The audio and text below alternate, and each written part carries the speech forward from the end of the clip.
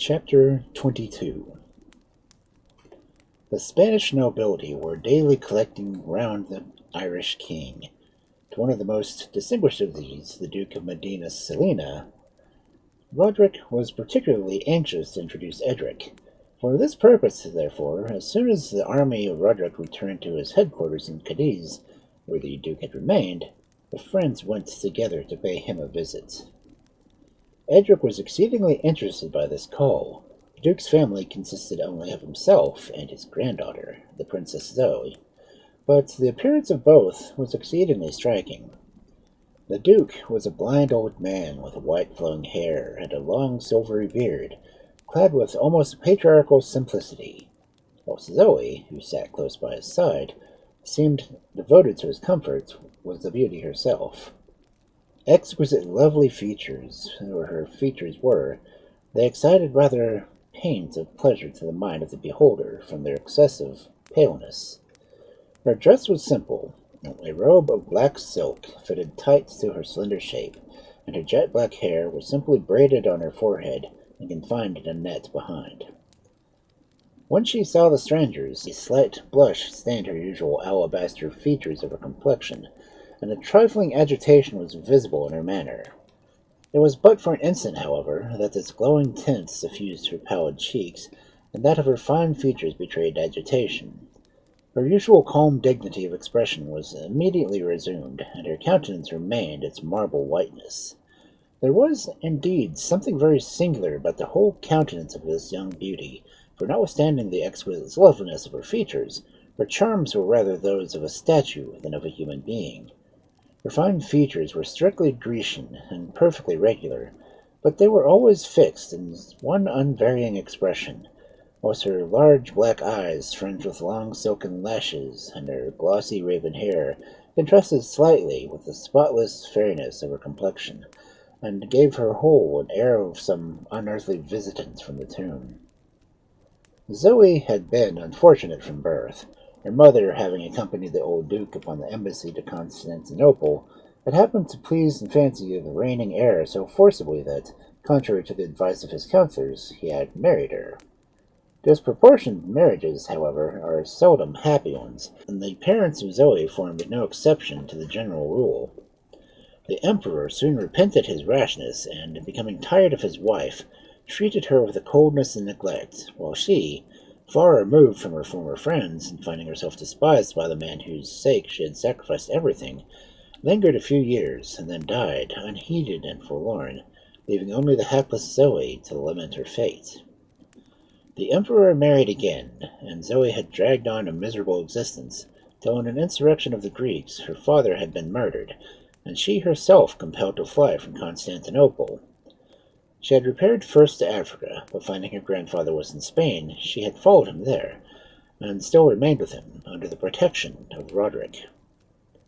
It was, indeed, the aristocracy of Spain for which the Irish hero was now principally fighting, for they had suffered most severely from the litigious conduct of the soldiers, and were most earnest in imploring his existence. When the seats of the Spanish monarchy had been moved to Africa, most of the nobles had followed in its train, whilst those that remained had become subjects of the hate and suspicion of the republican governments that ensued. Still, however, the amor patria glowed strongly in their breasts, and chained them to their country. They submitted patiently to innumerable grievances, till, a few months before they applied to Roderick, finding the insolence of the soldiers become insupportable, they determined to throw off the yoke and re-establish a monarchy in Spain. For this purpose they had invited Don Pedro, a younger branch of their former royal family, to come from Africa to accept their throne. He complied, and had brought in his train many of old nobility, and amongst the rest of the venerable Duke of Medina Sidonia, whose most passionate wish was that he die be entombed in Spain. Don Pedro had been unsuccessful, and had fled, but many of those who had accompanied him still remained, and with the resident Spanish nobility now formed the splendid court of Roderick at Cadiz. The Duke received Edric kindly, and treated Roderick with that enthusiastic devotion which is, beyond all other praise, flattering to the mind of men. Zoe never spoke, nor did her features betray that she took the slightest interest in the scene before her. It has been before observed that education was carried to such a pitch in England that all, even the common people, were universal linguists, instructed indeed that in respect was imparted in many brief and ingenious modes, and knowledge being thus rendered so cheap and easy as to be a la portia de tout le monde, it is of course was going partially out of fashion with the higher classes. But as Sir Ambrose piqued himself to his devotion to all the old customs, he would not swerve from them in the education of his sons, and in eloquence Edric was almost as learned in this respect as a servant or a labourer. This had often been a source of chagrin to him at home, as this prevented him feeling on equal terms with those of the same situation of life as his, and had contributed greatly to give them those shy and reserved manners we have noticed. On the present occasion, however, Edric found his learning advantageous, as it enabled him to enjoy thoroughly the animated and entertaining conversation of the old Duke. After a lively and spirited discussion of the manners of age generally, and the state of Spain in particular, the friends retired, having first obtained a promise from the Duke and Zoe to be present at the grand tournament Roderick intended on giving the following day. "Well, Edric," said Roderick, "what do you think of Princess Zoe?" "That she would be Venus de Meneticus, if she had a little more soul." "Oh, come, Edric," said Roderick, laughing. "That is really too bad. I will allow Zoe wants animation, but she has less as much as statue. Besides, I thought you were fond of still life, as you would not have been so anxious about your mummy." "Oh, for God's sake," said Edric, "do not joke upon that subject. It's too solemn, too awful." "At least your doubts are now satisfied," said the king. "Not at all," said Edric, "for I cannot help imagining it was only permitted to appear resuscitated to punish my presumptuous daring and its mysterious disappearance, added to the strange and fearful adventures that have since attended us, only confirm my opinion." "It must have been a horrible feeling when you first saw it stir," observed Roderick. "Words cannot express the agony of that moment," said Edric. "When I saw my strange and earthly wishes gratified, and felt the impiety I had been guilty of in having formed them, and I would have given worlds to restore the mummy to his deep sleep I had disturbed. It was, however, too late." "Can you form any idea of what has become of it?" "None. If the Egyptian story be correct, it contrived to reinflate the balloon and then carried it away, though it is quite impossible to say how far it might go, as the mummy could not possibly understand the management of the machine, though he might accidentally fill it." "Would it relieve you to think that the mummy is safe in England?" "Oh, no, I shudder at the thought." "Oh, well, then it is useless to make yourself unhappy about that subject. Depend upon it, all is for the best, I am sure, for my part.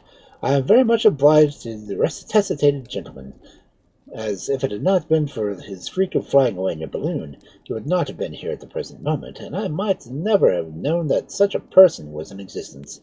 However, now you are here. You must not leave me, and when we have finished our campaign, we will return to Ireland together, and pass the remainder of our lives in peace and tranquillity." Edric smiled, for the very idea of peace and Roderick seemed incongruous. The tournament was held on a fine plain in the mainland, a few miles from Cadiz, and nothing could exceed the brilliancy of the show. "The sun shone over fair women and brave men," for even in winter the bright beams of the Andalusian sun gave a glowing animation to the scene.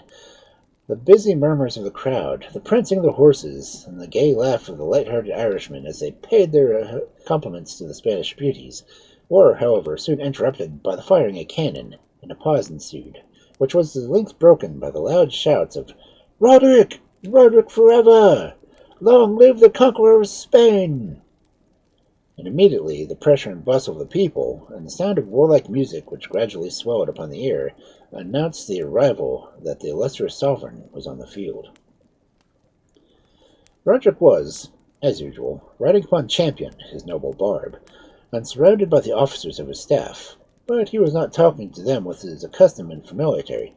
His countenance even wore an air of sadness and reflection, very unusual to it.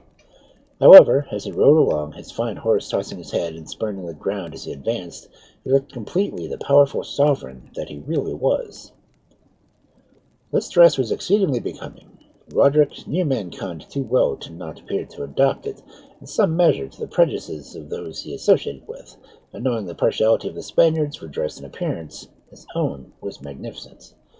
A tight vest and pantaloons of black satin displayed the elegance of his figure to the best advantage, whilst a short cloak of the same material hung from his shoulders in a graceful negligence, and his head was covered with a large Spanish hat of black velvet, having a magnificent plume of ostrich feathers secured by a diamond aigrette in front.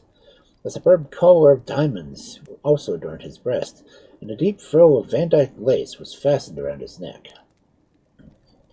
Splendid, however, as was the attire of Roderick, it was exceeded by his own personal advantages. No one could look upon that fair, open brow, those bright blue eyes, that manly, though youthful form, that glossy chestnut hair, and the curling mustachios, or, what was more than all, upon the fascinating smile of the mouth it decorated, without feeling deeply interested in the processor. The fascinating manners of Roderick had already been mentioned, but at the present occasion his usual gaieté de vivre was tempered by an air of dignity and command which became him equally well, and which powerfully told, though, that he might sometimes condescend to seem amused with trifles, he would, when he pleased, be indeed a king. The affairs of Spain were now beginning to assume a favorable appearance, and consequently the people were more disposed to amuse, whilst, as a truce had been granted for some weeks, during the negotiation for peace which was carrying on, the combined Spanish and Irish soldiers shut up on the Isle of Leon, then thrown entirely upon their own resources for amusement, like most persons in similar situations, grasped eagerly at every trifle that seemed to promise variety and amusement. Roderick was perfectly aware of this, and it was partly to afford employment for his officers, and partly to gratify his own taste of the pursuits of chivalry, that he had proposed the present tournament. The lists were marked out, and the flourish of trumpets summoned the combatants to the field. Two of the Irish officers were the first who engaged, and whilst every eye was occupied in watching the movements of their most intense anxiety, Roderick took an opportunity of whispering to Edric that he had just received news from England. "Well?" cried Edric, his eyes sparkling with impatience. "Elvira is elected, but I'm afraid there's a strong party in the state against her." "And my father?" "He is well, and Edmund is prime minister." "What says Rosabella?" "She is silent, and therefore, I fear you're right. In such a case, Rosabella's silence can only portend a storm." "The Duke has left the country, and now resides entirely in town." "What a change!" said Edric. "A few short months have produced. All was altered. I was excessively shocked when you informed me of the death of Claudia, but this news, though it surprises, does not displease me. Thank God my father is well." The defeat of one of the combatants and the shouts of triumph attended the success of the other now interrupted the conference, and the rush of all parties towards the king separated him from Edric, who walked quietly away from the crowd to meditate upon the news he had just received. The train of thoughts thus conjured up so pleasing that he was soon completely lost in it.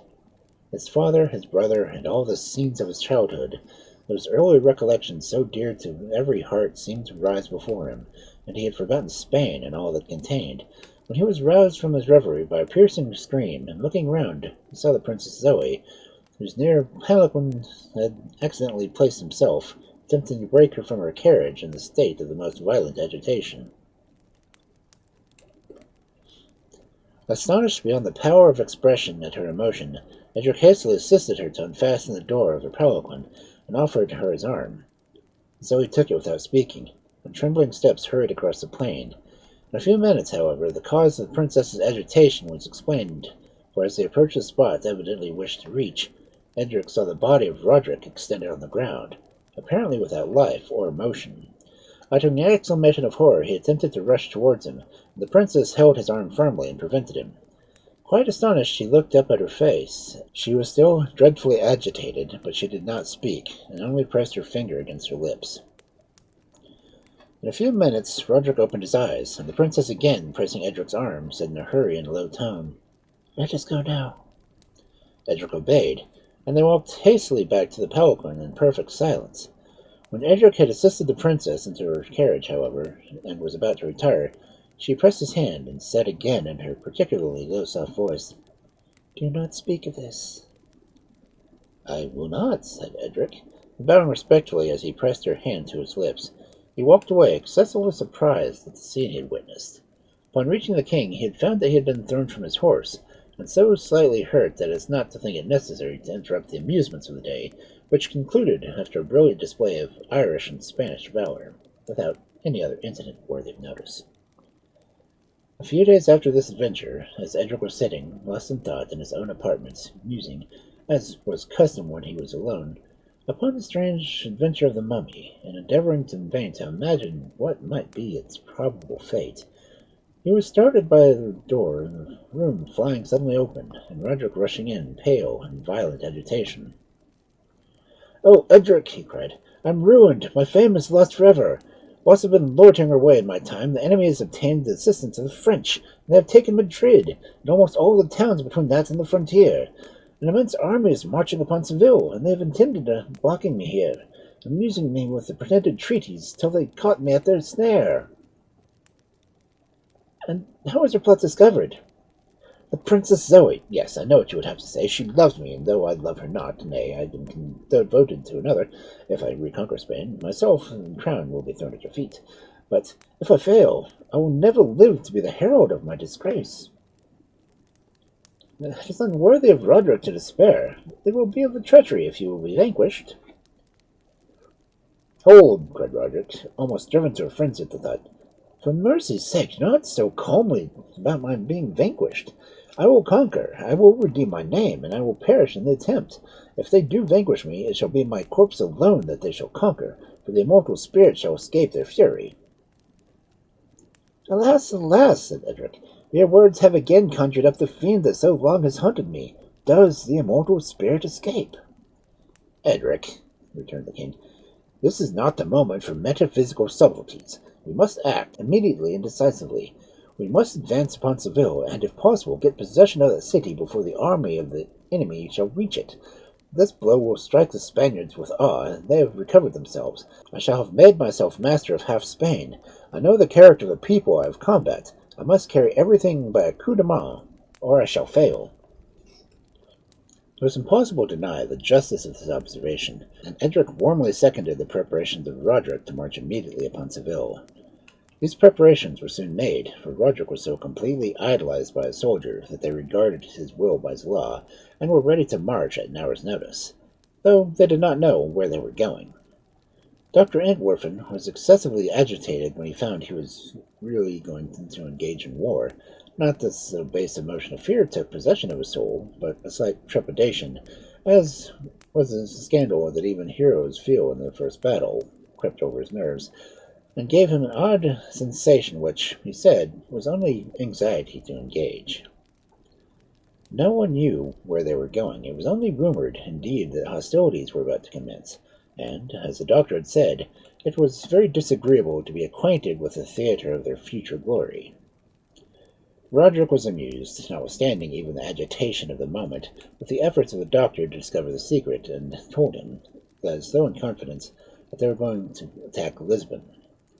Delighted with this news, which he firmly believed, the doctor strutted about with indescribable dignity, walking upon the tips of his toes, pressing his lips together, and swelling out his cheeks like a cherub in a country courtyard. Whilst he seemed absolutely bursting with the importance of the secret he carried. All was now ready before Roderick quitted Cadiz. He took leave of the Princess Zoe. "It will be unjust to your merit and my gratitude," he said, "to insult you with words, but if I survive the devotion of my whole life—" "Stay," interrupted Zoe. "Over-agitate so strangely the value of the service I have been so fortunate as to render you. Besides, even if your estimate were just, know that the services of Zoe are not to be purchased. No, Prince, judge me not to mean so meanly. Had I not determined that we should never meet again, the intelligence you so highly value would have never reached your ears. My greatest enemy is dead, and tomorrow I return to my native land, where the rebels have no longer power to injure me. Demetrius, the ancient minister of my father, arrived yesterday, with the permission for my return, and I do not hesitate an instant. Yet before I go—" "Speak," cried Roderick nervously. "Command my life, my throne, my fortune." Zoe smiled. "The favor I have to request is trifling. I have a favorite page who dreads to return to Greece, and I will willingly place him under your care. He shall be my brother, said Roderick enthusiastically. My friend, my companion in arms. He shall live with me, fight with me, and... Again a faint smile played on Zoe's marble features, like the ghosts of departed joys, but in an instant, however, it added the fresh darkness to the preceding gloom. I wish no advantages from my page, he said gravely, beyond those usually bestowed upon his class. Treat him kindly, and promise me you will not overindulge him, or I shall not leave him with you. You have only to command, said Roderick, and you may rely upon obedience. Adieu, then, exclaimed the princess, extending her hand, whilst a slight blush sustained her alabaster complexion. God bless you. We may meet again. Roderick kissed her hand as he would have done that of an empress. Heaven grant we may, he exclaimed, for rest assured no earthly pleasure could afford me half the joy. None? Asked Zoe incredulously. None, repeated he firmly, unless, perhaps, added with a smile, the reconquering of Spain. Then you will accept my page? As a gift from heaven. He shall join you ere you cross the bridge. Once more, adieu. Adieu, cried Roderick, and Zoe vanished. In half an hour the troops were under arms and had quitted Cadiz, but Roderick, in the bustle and confusion attendant upon the removal of so large a body of men so suddenly, had quite forgotten the Greek page. As he was crossing the bridge, however, his noble barb started, and Roderick, looking for the cause, saw a slight, graceful boy who, kneeling, presented him with a letter. It was from Zoe. I forgot to tell you, she wrote, that my page is done, and his loss of speech, however, was accidental. He is, notwithstanding, perfectly intelligent, and will obey your slightest gesture. Ordering some of his attendants to provide a horse, Roderick desired the page to mount it, and ride by his side. The boy crossed his arms upon his breast, and bowed his head in token of obedience, then lightly vaulted into the saddle.